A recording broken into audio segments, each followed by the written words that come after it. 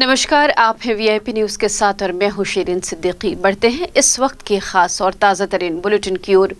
राजिम में हुई किसान महापंचायत को लेकर राकेश टिकैत ने आज रायपुर प्रेस क्लब में प्रेस वार्ता की, जहां टिकैत ने कहा कि छत्तीसगढ़ में हुई किसान महापंचायत में सबका साथ मिला है और जब तक केंद्र सरकार एमएसपी की गारंटी नहीं देगी तब तक किसान आंदोलन जारी रहेगा, भले ही 10 साल क्यों न लगे। देश में गोदाम पहले बने तो क्या कंपनी को ये पता था कि मैं गोदाम सस्ती ज़मीन लेके किसान से बड़े बड़े गोदाम बनाऊंगा और मैं हाउस में कानून अपने सिस्टम पर बनवा लूँगा? ये देश की जनता के साथ में चीटिंग है, पार्लियामेंट के साथ में धोखा है। ये इसका इलाज बैठे तो बॉर्डर पे है, इलाज करे बिना थोड़ा हम जाएंगे। जैसे दवाई इनको बंगाल में दी, इनकी दवाई 3 साल में तैयार होगी, 3 साल में दिमाग की बुखार है इनको बिल्कुल ठीक हो जाएगी, दवाई इनको मिलेगी, पक्की मिलेगी दवाई। जैसी बंगाल में मिली ऐसी इनको दूसरी जगह मिलती चली जाएगी। नहीं, वो गलत जानकारी है। हमने कहा कि अगला टारगेट मीडिया हाउस होगा सरकारों का। हमारा कोई टारगेट नहीं मीडिया, ना पहले से है। अरे नहीं, हमने ये कहा कि साथ दे दो, नहीं तो अगला टारगेट आप हो सरकारों का।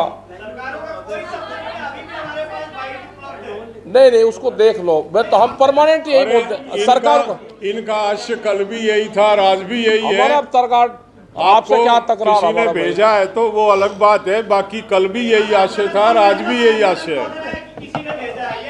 अरे हमारा नहीं है भाई, मीडिया को क्यों टारगेट करेंगे हम? मीडिया को तो हमने बहुत बार कहा भाई ऊपर ले वाले का सहारा। यहाँ मीडिया तो भाई रातू कैमरे रिजाई में रखा है, जब पुलिस आई तो वहाँ से ही फ्लैश मारे। हम मीडिया को क्यों टारगेट बनाओगे? मीडिया का ही सहारा है हमें। ना, नहीं, मीडिया का हमारा टारगेट कभी हुआ ही नहीं। मीडिया हमेशा हमारे साथ है। कुछ चैनल हैं जो 24 घंटे हमारे खिलाफ दिखाते रहे, ये उनका प्रोपगंडा हो सकता है। मुख्यमंत्री भूपेश बघेल ने अपने निवास कार्यालय में हल्बा आदिवासी समाज के प्रतिनिधि मंडल से मुलाकात की और चर्चा के दौरान आदिवासियों की आस्था के केंद्र बड़े डोंगर और अमर शहीद गैंद की कर्मस्थली परलकोट को पर्यटन स्थल के रूप में विकसित करने की घोषणा भी की। उन्होंने कहा कि शहीद गैंद सिंह की जीवनी को पाठ्यक्रम में शामिल किया जाएगा। इस अवसर पर लोकसभा सांसद दीपक बैज, राज्यसभा सांसद छाया वर्मा, महिला एवं बाल विकास मंत्री अनिला भेड़िया भी वहां उपस्थित रहीं। अगले खबर की ओर बढ़ते हैं। छत्तीसगढ़ के राजिम में किसान महापंचायत का आयोजन किया गया, जिसमें देश के तमाम किसान नेता शामिल हुए। किसान नेता राकेश टिकैत ने हमारे संवाददाता खोमन साहू से खास बातचीत की। और उम्मीद करता हूं कि इस महापंचायत के बाद में जहां पर भी ये महापंचायत लग जाती है, किसान पंचायत लगाई गई है। मेरे पीछे देख सकते हैं कि जिस तरीके से जो है तस्वीरों में ही देख सकते हैं कि जो तमाम जो नेता हैं, वो किसान नेता है, वो बड़ी संख्या में पहुंचे हुए हैं। प्रदेश भर में नहीं, पूरे देश भर के कांग्रेस नेता पहुंचे हैं। कुछ छत्तीसगढ़ के भी नेता पहुंचे हैं, उनसे ही बात करेंगे। आप बताइए, आप छत्तीसगढ़ के नेता हैं, किस तरीके से किसानों की बात रखेंगे? देखिए, ये महापंचायत छत्तीसगढ़ के किसानों ने बुलाई हुई है और छत्तीसगढ़ के किसान चाहते थे जैसे मुजफ्फरनगर में महापंचायत हुई, यहाँ भी हो। और हम भी जानना चाहते हैं इस कृषि कानूनों से क्या क्या लाभ है और क्या क्या हानियाँ हैं। अगर लाभ होता तो यहाँ की भीड़ ना होती, ये हानि है, इसीलिए इतनी सारी भीड़ यहाँ आके टिकैत जी को ये इस किसान संघर्ष को सुनना चाह रही है, समझना चाह रही है। तो इसमें कोई राय नहीं है। यहाँ पे 50,000 से ज्यादा के लोग आए हुए हैं और इस भारत सरकार को एक आईना दिखा रहे हैं कि छत्तीसगढ़ के पूरे प्रदेश में ये लोग चिंगारी। और कुछ नेता, उनसे ही बातें करेंगे। राकेश टिकैत जी पहुंचे हुए हैं। राकेश टिकैत जी, किसान पंचायत पूरे देश भर में आप कर रहे हैं, कैसा समर्थन किसानों का मिल रहा है आप लोग? आपको पूरा देश का किसान सड़कों पे है, सड़कों पे ऊपर। एमएसपी के एमएसपी पे खरीद नहीं है पूरे देश में, वो लागू हो। छत्तीसगढ़ में एमएसपी से ज्यादा सरकार खरीद कर रही है, उसको कैसे देख रहे हैं आप? यहाँ पे हेक्टेयर पे जो खरीद हो रही उसको मानक बढ़ाया जाए, क्योंकि पैदावार ज़्यादा होती है। और भी छत्तीसगढ़ में ये है कि जो इनकी पॉलिसी है, हम ये दूसरे स्टेट में भी कहेंगे कि वे भी इसको अडॉप्ट करें, इस तरह की पॉलिसी को। ये बड़ी पंचायत आप लोगों ने लगाया है, कई तबका के अभी किसान हैं ऐसे जो जमीनी स्तर पर है, उसके लिए क्या पंचायत स्तर पर इसको आप लोग लगाने जाएंगे क्या आने वाले दिनों में? जाएंगे और ये गांव तक पूर्ण रूप से जाएगी ये पंचायत में, और ये द्रांति से क्रांति की तरफ अब ये किसान जा रहा है। बीजेपी बार बार ये कहती है कि ये साजिश के तहत किसान पंचायत लगाया जा रहा है। आज जो उनको कहना कह ले, जो भी वो कह रहे हैं उनको कहना चाहिए। आने वाले दिनों में और किस तरीके से विस्तार दिखेगा किसान पंचायत? पूरे देश भर में होगी और किसानों को, मजदूरों को जागरूक करने का काम करेंगे। तो देख सकते हैं ये किसान नेता राकेश टिकैत का साफ तौर पर कहना है कि जो आने वाले दिनों में जो है किसान पंचायत पूरे देश भर में लगाया जाएगा। कैमरा पर्सन अमीन कुरैशी के साथ मैं खोमन साहू, वीआईपी न्यूज, राजीव। मुख्यमंत्री भूपेश बघेल से उनके निवास कार्यालय में संयुक्त किसान मोर्चा के प्रतिनिधि मंडल और किसान नेता राकेश टिकैत ने सौजन्य मुलाकात की। आपको हम बता दें कि राकेश टिकैत और संयुक्त किसान मोर्चा के प्रतिनिधि मंडल राज्य में आयोजित किसान महापंचायत में शामिल होने छत्तीसगढ़ आए थे। प्रतिनिधि मंडल में सामाजिक कार्यकर्ता और नर्मदा बचाओ आंदोलन के संस्थापक मेधा पाटकर, डॉक्टर सुनीलम, बलदेव सिंह सिरसा, नंद कुमार बघेल, गौतम बंदोपाध्याय, हरप्रीत सिंह रंधावा, अवनीत सिंह, प्रकाश ओझा और रिंकू रंधावा वहां शामिल थे। आज़ादी के 75वें वर्ष के मौके पर आगामी 2 अक्टूबर से प्रदेश कांग्रेस कमेटी हीरक महोत्सव मनाने जा रही है। इसके तहत प्रदेश भर में 75 कार्यक्रम कराए जाएंगे। आज रायपुर के राजीव भवन में कांग्रेस के संगठन महामंत्री चंद्रशेखर शुक्ला ने प्रेस कॉन्फ्रेंस कर इसकी जानकारी दी। लोकतंत्र खतरे में था और करण में तो चालान रमन सिंह जी की जब सरकार, जैसे कि आपको विदित है कि आज़ादी का 75वां वर्षगांठ चालू हो चुका है और इस 75वें वर्षगांठ को लेके एआईसीसी से एक स्पष्ट निर्देश आया है कि इस 75वें वर्षगांठ को बड़े जोर शोर से हमको उत्सव के रूप में मनाना है। उत्सव के लिए इसलिए भी क्योंकि लगभग 100 साल के संघर्ष के उपरांत हमें आज़ादी मिली और इस आज़ादी में बहुत बड़ा योगदान, आज़ादी की पूरी लड़ाई में, संघर्ष में अन्यों की तुलना में बहुत बड़ा योगदान कांग्रेस पार्टी का रहा है। वीआईपी न्यूज बुलेटिन में फिलहाल वक्त है एक छोटे से ब्रेक का। कुछ और खास खबरों के साथ जल्द हाजिर होते हैं।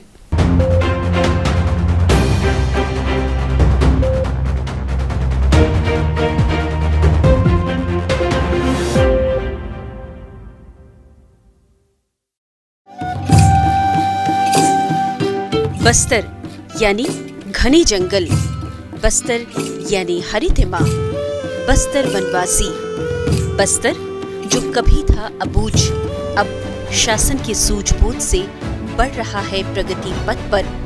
बस्तर प्रगति के कई स्तर, देखिए बस्तर की हर खबर अब वीआईपी न्यूज पर।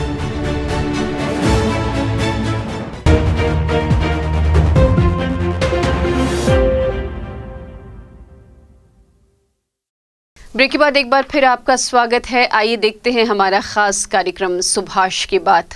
छत्तीसगढ़ के जसपुर जिले में दिव्यांग बच्चियों के साथ जो छेड़छाड़ और रेप की घटना हुई है वो सुर्खियों में है और उसको लेकर पूरे छत्तीसगढ़ में सियासत गर्म है।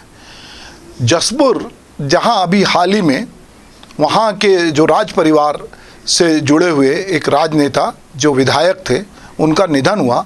चूँकि वो भाजपा से थे तो सारे भाजपा के लीडर इस समय जसपुर जा रहे हैं। अब जसपुर जा रहे हैं तो लगे हाथ उनको लगता है कि जसपुर में ये घटना हुई है तो वहाँ भी जाया जाए। और चूँकि जब भी हमारे देश में इस तरह की कोई घटना होती है तो राजनीतिक रूप से सरगर्मियाँ तेज हो जाती है, एक दूसरे पे आरोप प्रत्यारोप लगता है। कांग्रेस कह रही है कि पहले भी तो दल्ली राजहरा के आमाटोला में इस तरह की घटना हुई थी, भाजपा के शासनकाल में भी बहुत सारी घटना हुई। अभी हाल ही में मुख्यमंत्री इस बात की समीक्षा कर रहे हैं कि भाजपा के 7 साल और कांग्रेस के 3 साल, 10 सालों में कानून व्यवस्था क्या हुई। सवाल ये है, जब देश की राजधानी दिल्ली में निर्भया कांड हुआ, पूरे देश ने उसकी काफ़ी आलोचना की, कड़े कानून भी बने और लोगों को लगा कि अब समाज में शायद कोई दूसरा निर्भया कांड नहीं होगा। उसके थोड़े दिन बाद हमने देखा कि हैदराबाद में एक डॉक्टर के साथ वैसी दरिंदों ने इसी तरह की हरकत की, पुलिस ने एनकाउंटर कर दिया। वो घटना अभी ठंडी भी नहीं पड़ी थी कि उसके तुरंत बाद हाथरस में एक दलित लड़की के साथ बलात्कार की घटना हुई। अभी हाथरस की बात भी नहीं थमी थी कि मुंबई में भी इस तरह की घटना हुई। तो ये घटनाओं का सिलसिला लगातार हो रहा है और ये एक मानसिकता है जिस पर सियासत करने की बजाय ये सोचने की जरूरत है कि जब इतने कड़े कानून भी आ गए हैं, जब इतने सारे प्रावधान हो गए हैं, तब भी बच्चियों के साथ, औरतों के साथ छेड़छाड़ की घटना क्यों नहीं रुक रही है। जसपुर की जो घटना हुई है वो दुर्भाग्यजनक है, ऐसा नहीं होना चाहिए था, क्योंकि जो बच्चियां थी वो बोल नहीं सकती थी, बता नहीं सकती थी। और दुर्भाग्य की बात कि वहाँ जिस अधीक्षक को रखा गया था उसको दिव्यांगों की भाषा समझ में नहीं आ रही थी और वो लगातार ये कह रहा था कि मुझे समझ में नहीं आती, पर किसी कोई सुनने वाला नहीं था। और ये हरकत करने वाले कौन थे? वहाँ का केयर टेकर था, चौकीदार था। अभी तक के जितने मामले अत्याचार के, महिलाओं के साथ रेप के आते हैं, छेड़छाड़ के आते हैं, उसमें जो अगर हम आंकड़े निकालते हैं तो देखते हैं कि उसमें जो नज़दीकी रिश्तेदार हैं, जो उनके आसपास लोग रहते हैं, वही इसका फ़ायदा उठाते हैं अकेले क्षणों का। यहाँ पर भी चौकीदार ने और केयर टेकर ने रात के 11 बजे उन्होंने बाहर निकाला उनको। उस हॉस्टल में 22 बच्चियाँ रहती थी, 5 के साथ छेड़छाड़ की, 1 बच्ची के साथ बलात्कार किया। ये घटना भी अगर हाईलाइट नहीं होती, पता नहीं चलता, चूँकि इस पर भी लिपापोती हो जाती, पर अब मामला गर्मा गया है, अब सियासत होने लगी है। सवाल फिर बात आती है कि क्या जो इस तरह के मामले, इसमें सियासत कि हमारे समय नहीं हुआ, इनके समय हुआ, हमने ध्यान नहीं दिया, इनने ध्यान दिया। सवाल ये है कि समाज इस तरह से बच्चों के प्रति, खास करके लड़कियों के प्रति, महिलाओं के प्रति, छोटी बच्चियों के प्रति जो इस तरह की घटनाएं हो रही, खास करके छेड़छाड़ की, बलात्कार की, वो एक चिंता करती। पूरे देश में 2020 में 28,046 रेप के केस हुए। उन रेप केस में जो लोग प्रभावित थे, उसमें अगर हम अपने छत्तीसगढ़ की बात करें तो 1202 महिलाओं के साथ बलात्कार हुए, जिसमें कम उम्र की जो बच्चियां थी उनकी संख्या 18 साल से कम उम्र की 13 थी। ऐसा नहीं है कि ये जो घटना हुई है दिव्यांग की वो अभी हुई है, इसके पहले भी कांकेर में, बस्तर के छात्रावास में, जो आश्रम छात्रावास होते हैं, जो लड़कियों के हॉस्टल होते हैं, उसमें भी इस तरह की घटना हुई है और उसको लेकर भी सरकार ने पूर्व में कार्रवाई की है। सवाल यहाँ ये है कि जो छात्रावास संचालित हो रहे हैं दूरस्थ अंचल में, ये तो जसपुर था जो जिला मुख्यालय था, पर दूरस्थ अंचलों में जो आश्रम छात्रावास संचालित हो रहे हैं, जो बालिका छात्रावास हो रहे हैं, उनकी सुरक्षा का क्या इंतजाम है।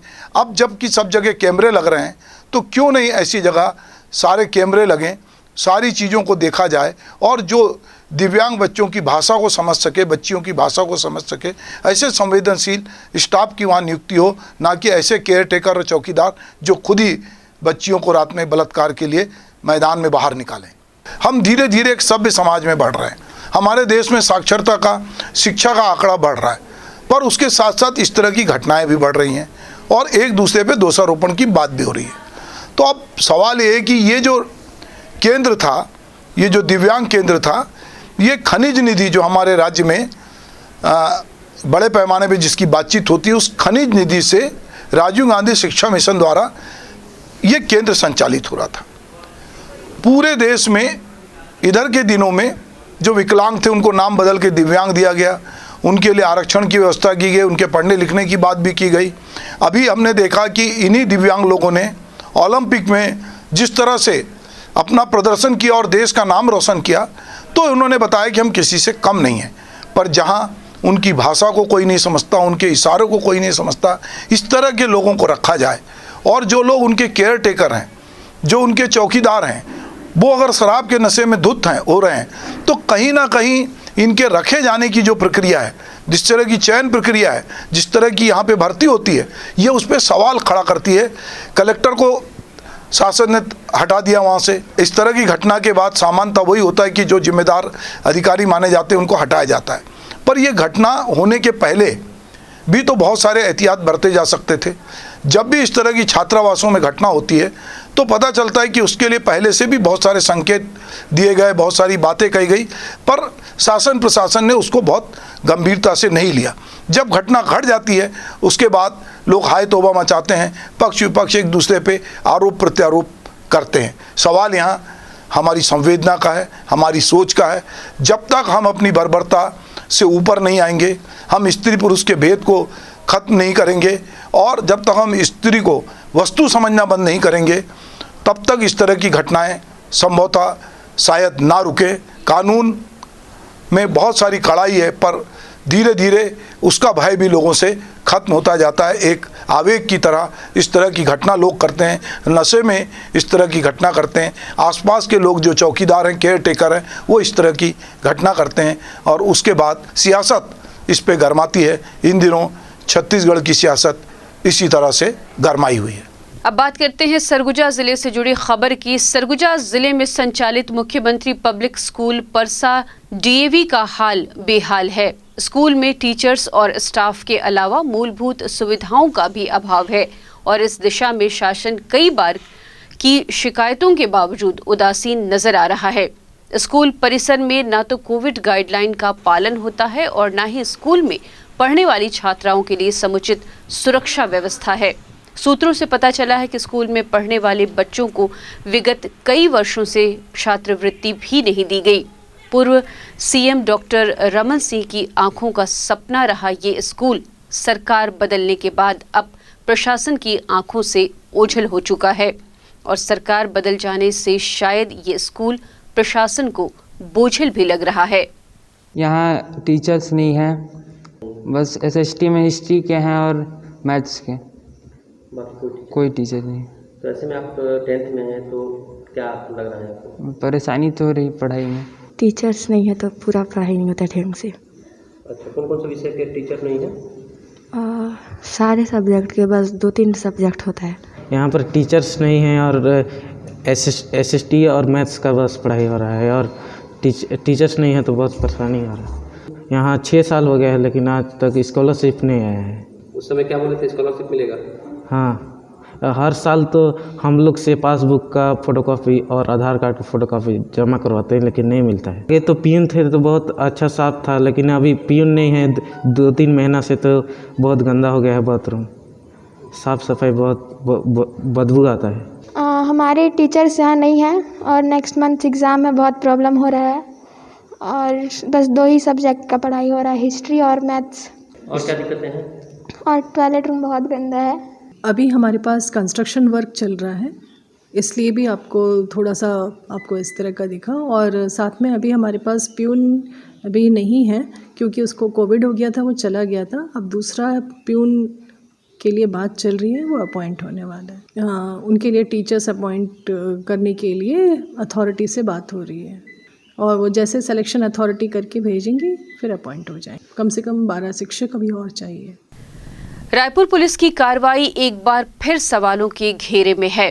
पुलिस ने बीते बुधवार की रात कबीर नगर थाना के सोन डोंगरी इलाके की एक बंद फैक्ट्री में छापा मारकर 3 करोड़ रुपए की चांदी और तांबा बरामद करने का दावा किया था। इस मामले में पुलिस ने खुलासा करते हुए बताया कि ये माल चोरी का है और मामले में पुलिस ने फैक्ट्री मालिक अभिषेक जैन को गिरफ्तार कर कोर्ट में पेश किया था, लेकिन रायपुर कोर्ट ने अभिषेक जैन को तत्काल जमानत दे दी। अभिषेक जैन ने कोर्ट में चांदी और तांबे से संबंधित समस्त साक्ष्य और दस्तावेज प्रस्तुत कर दिए, जिसके आधार पर कोर्ट ने उसे जमानत दी। रायपुर पुलिस द्वारा सराफा कारोबारी अभिषेक जैन के ज्योतिका रिफाइनरी में बुधवार की रात को छापा मार कार्रवाई की गई और पुलिस ने सनसनीखेज खुलासा करते हुए बड़े दावे भी किए थे। इसके बाद से सराफा कारोबारी पुलिस के खिलाफ लामबंद है। सराफा एसोसिएशन ने इस मामले में तत्काल रायपुर एसपी से मिलकर अपनी नाराजगी भी जाहिर की। उन्होंने साफ कहा कि पुलिस ने बिना जांच के ही फैक्ट्री में दबिश दी और अभिषेक जैन को सफाई प्रस्तुत करने का मौका भी नहीं दिया, जबकि उसके सारे दस्तावेज और साक्ष्य मौजूद थे। रात 11 बजे अचानक से पुलिस ने उससे दस्तावेज मांगे और उसे समय नहीं दिया। इसके कारण पुलिस ने अभिषेक को गिरफ्तार कर लिया। ये कार्रवाई समझ से परे है। इस मामले को लेकर सराफा कारोबारी काफी नाराज हैं। रायपुर सराफा एसोसिएशन के सदस्य एवं ज्योतिका रिफाइनरी के संचालक श्री अभिषेक जैन पर कबीर नगर थाना के अंतर्गत आपराधिक प्रकरण दर्ज किया गया है। देर रात उसकी रिफाइनरी में कार्रवाई की गई और 450 किलो चांदी जब्त की गई। उसे किसी भी प्रकार का कागजात प्रस्तुत करने के लिए अवसर नहीं दिया गया, क्योंकि देर रात कोई भी कागजात व्यापारी कैसे प्रस्तुत करेगा। सवेरे उसने 11 बजे सारे कागजात कोर्ट में पेश कर दिए और उसकी जमानत हो गई। हम विगत दिनों रायपुर सराफा एसोसिएशन रायपुर के वरिष्ठ पुलिस अधीक्षक श्री प्रशांत अग्रवाल जी से भेंट कर इस संदर्भ में अपनी बात को रखी थी और अनुरोध किया था कि आप किसी भी प्रकार की यदि असमंजस की स्थिति है तो आप एसोसिएशन के पदाधिकारियों से संपर्क कर सहयोग ले सकते हैं। और व्यापारी लगातार 25 साल से रिफाइनरी का कार्य करता है। चूंकि वह रिफाइनरी आउटर में है, इसलिए वह गेट पे ताला लगा के है, कभी बंद नहीं रही वो फैक्ट्री और सारे कागजात उसके पास उपलब्ध हैं। वही मामले में आरोपी बनाए गए अभिषेक जैन ने बताया कि उस दिन पुलिस ने अचानक से छापा मार कार्रवाई की थी और उन्हें जैसे ही पुलिस ने फोन कर सूचना दी, वे मौके पर पहुंचे थे। इसके बाद पुलिस अधिकारियों ने बिना सोचे समझे उस पर काफी दबाव बनाया और रात में ही उसे लॉकअप में डाल दिया। दूसरे दिन पुलिस ने बिना कारण के ही उसे आरोपी बनाकर कोर्ट में पेश कर दिया। कोर्ट ने मेरे द्वारा प्रस्तुत किए गए दस्तावेज और साक्ष्य को देखा और तत्काल मुझे जमानत पर रिहाई दे दी। अभिषेक जैन ने कहा कि पुलिस ने ये कार्रवाई क्यों की है अब भी उसकी समझ से परे है। इस कार्रवाई के कारण वह मानसिक रूप से विचलित है। करीबन रात को 22 तारीख को रात को 11 बजे पुलिस के द्वारा मेरी फैक्ट्री में, जो कि 20 साल पुरानी फैक्ट्री है, 20 साल से वहाँ काम चल रहा है, वहाँ छापा मारा गया था। माल पूरा जब्त किया गया था और ये बोला गया था कि सब चोरी का माल है। तो नेक्स्ट डे जब मजिस्ट्रेट के सामने हम गए, बिल प्रस्तुत किया हर एक चीज़ का, तो उन्होंने मुझे एक दिन में ही बेल दे दिया। और चोरी का तो है नहीं, पूरा सराफा से काम होता है हमारा। 20 साल से बैठे हैं, पहले मेरे पिताजी करते थे, अभी कोरोना काल में एक्सपायर हुए हैं वो, तो उसके बाद से मैं देख रहा हूँ। और मेरे को भी उस वक्त रात को समझ ही नहीं आया अचानक से कि हो क्या रहा है। तो मौके पे मैंने बिल नहीं दिखाया, पर अगले दिन मजिस्ट्रेट को दिखा दिया था बिल। और अब रात को 11:30-12 बजे मेरे लिए भी पॉसिबल नहीं था कि मैं ऑफिस खोल के सब चीज़ मौके पे ही रखूं। दबाव तो वैसा नहीं था, पर चोरी का केस नहीं बनता था ये कहीं से भी। हाँ, हमारा मजदूरी का काम है, हम माल लेते हैं, रिफाइन करते हैं, वापस लोगों को दे देते हैं जिनका माल रहता है। वो हड़बड़ी में थे बहुत। जो भी पुलिस के द्वारा कार्रवाई की गई वो 1-2 घंटे में पूरा हो गया था और रात को उन्होंने बंदी बना के रखा, जो कि उचित नहीं था। पुलिस की ये कार्रवाई वाकई में सवालों के घेरे में है, क्योंकि पुलिस ने 3 करोड़ रुपए के चांदी और तांबे को चोरी का होना बताया था। इतने बड़े मामले में यदि लोअर कोर्ट तत्काल जमानत देती है तो इसका साफ मतलब है कि पुलिस ने बिना ठोस सबूत के कार्रवाई की थी। कार्रवाई के पीछे आखिर पुलिस की क्या मंशा थी, ये सबसे बड़ा सवाल है। वीआईपी न्यूज़ के लिए रायपुर से कैमरा पर्सन होरी साहू के साथ हेमंत शर्मा की रिपोर्ट। अब बात करते हैं जांजगीर चांपा से जुड़ी खबर की। जांजगीर चांपा जिले में इन दिनों अपराधियों के हौसले बुलंद हैं। जिला मुख्यालय के विजय ज्वेलर्स में चोरों ने चोरी की एक बड़ी घटना को अंजाम दिया है।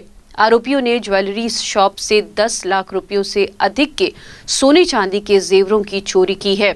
घटना की सूचना मिलने पर एसपी सहित पुलिस के आला अधिकारी मौके पर पहुंचे और सीसीटीवी कैमरे से मिले सबूतों के आधार पर संदेहियों को हिरासत में लेकर पूछताछ कर रहे हैं। चोरी हुआ रात को 10 बजे 3 बजे तक हुआ। चोर पीछे से आए थे, पीछे का दरवाजा तोड़े हैं, पीछे का पैनल तोड़े हैं, उसके बाद में फिर दरवाजा तोड़े हैं। अंदर दुकान में घुसने का पैनल वो लोग नहीं तोड़ पाए। आते ही उन्होंने सबसे दरवाजा तोड़ने के पहले 3 कैमरे से तीनों कैमरों को बंद कर दिया गया, तोड़ दिया गया। जांजगीर थाना क्षेत्र में जो ये मेन सिटी में विजय ज्वेलर्स नाम से जो ज्वेलरी की शॉप है, वहाँ पर बीती रात्रि को लगभग 10 बजे से लेके रात्रि 1-2 बजे के बीच में कुछ अज्ञात चोरों के द्वारा चोरी की घटना को अंजाम दिया गया है। जो सीसीटीवी फुटेज में जितने भी फुटेज प्राप्त हुए हैं उसे पुलिस के द्वारा जब्त किया गया है, जिसमें 2 अज्ञात चोरों का फुटेज प्राप्त हुआ है, जिसके आधार पर पुलिस आगे तस्दीक कर रही है, मामले में विवेचना की जा रही है। सारंगगढ़ जिला बनने के बाद विधायक उत्तरी जांगड़े और चंद्रदेव राय के प्रथम नगर आगमन पर सारंगगढ़ कांग्रेस परिवार ने गर्मजोशी के साथ उनका ऐतिहासिक स्वागत किया। संसदीय सचिव चंद्रदेव राय एवं सारंगगढ़ विधायक उत्तरी जांगड़े ने प्रशासनिक अधिकारियों एवं संगठन पदाधिकारियों के साथ जिला कलेक्टर और एसपी कार्यालय के चयनित स्थलों का निरीक्षण करने के बाद आवश्यक सुझाव भी प्रशासनिक अधिकारियों को दिए। छत्तीसगढ़ के यशस्वी मुख्यमंत्री माननीय भूपेश बघेल जी हमारे सारंगगढ़ और बिलाईगढ़ एक संयुक्त जिला बना के 2 गढ़ 2 रियासत में एक साथ नया गढ़बो नवा छत्तीसगढ़ की परिकल्पना ला साकार करते हैं एक संयुक्त सारंगगढ़ और बिलाईगढ़ जिला बनाए ओकर ले माननीय मुख्यमंत्री जी का हमारे दोनों गढ़ के रवैया बन के रहवासियों की ओर से हार्दिक आभार और धन्यवाद ज्ञापित करत हम, साधुवाद ज्ञापित करत। कांग्रेस के नेता मन हमारे विलायगढ़ भटगांव सरसीमा के सबो कांग्रेस के नेता मन और सबो व्यापारी संघ के, किसान संघ के और सबो वर्ग के मन बहुत खुश हैं और ये बहुत अच्छा अवसर है कि आज हम जगह के निरीक्षण भी करबो, देखबो कि एसपी और कलेक्ट्रेट कार्यालय में गाड़ी की पार्किंग की व्यवस्था का हुई, अवैया मन के सुलभ शौचालय की व्यवस्था का रही, काम काज की व्यवस्था कैसे सुचारू रूप से हुई। तो एक शुरुआत है कि आज हम आके एक दोनों गढ़ के लोगन मन बैठ के सहोदर वातावरण में आज संवाद करे हैं, बातचीत करे हैं। पहली आगमन रही बहुत सम्मान करी एनएसयूआई के, युवा कांग्रेस के, महिला कांग्रेस के, सब कांग्रेस मन व्यापारी वर्ग मन हमारे विधि प्रकोष्ठ के वकील मन भी मन के सम्मान करी। आप सब ला बहुत बहुत धन्यवाद ज्ञापित करता हूँ कि इनका सम्मान दे। राजधानी रायपुर में ऑनलाइन ठगी के मामले कम होने का नाम नहीं ले रहे हैं। ठगी का शिकार सबसे ज्यादा शिक्षित वर्ग हो रहा है। अब पॉलिसी की जमा राशि वापस दिलाने के नाम पर सुंदरनगर इलाके में रहने वाले एक बुजुर्ग से ठगी का मामला सामने आया है। अज्ञात ठग ने बुजुर्ग से अपने खाते में 9,40,000 रुपए जमा करवा लिए। इस मामले में डीडी नगर पुलिस धोखाधड़ी का केस दर्ज कर जांच में जुट गई है। डीडी नगर थाना क्षेत्र के निवासी हैं किशोर बैस जी, उनके द्वारा शिकायत दर्ज कराई गई है कि उन्होंने एक इंश्योरेंस पॉलिसी ली थी। उनके पॉलिसी के संबंध में किसी अज्ञात फ़ोन धारक द्वारा फरवरी के महीने में इन्हें फ़ोन कर बताया गया कि जिस एजेंट के माध्यम से आपने पॉलिसी ली है वो गलत है, तो इस पॉलिसी को ठीक करने और प्रोसेसिंग चार्ज के नाम पर उसके द्वारा जो है प्रार्थी किशोर बैस जी से 6 बार में लगभग 1 महीने के अंतराल में 9,41,000 रुपये ठगी की गई है। बैंकिंग ट्रांजेक्शन के माध्यम से लिए गए हैं, जिसके संदर्भ में प्रार्थी के द्वारा थाना डीडी नगर में शिकायत दर्ज कराई गई है, जिसमें धारा 420 के तहत अपराध पंजीबद्ध किया गया है। प्रकरण में आगे कार्रवाई की जा रही है। राजधानी रायपुर के भगत सिंह चौक के पास चलती कार में अचानक आग लग गई। घटना की सूचना मिलने के बाद मौके पर पहुंची फायर ब्रिगेड की टीम ने आग पर काबू पा लिया, लेकिन आग लगने से कार पूरी तरह जलकर खाक हो गई। बताया जा रहा है कि कार में सिर्फ चालक सवार था। आग लगने के बाद उसने कार से कूदकर खुद की जान बचा ली।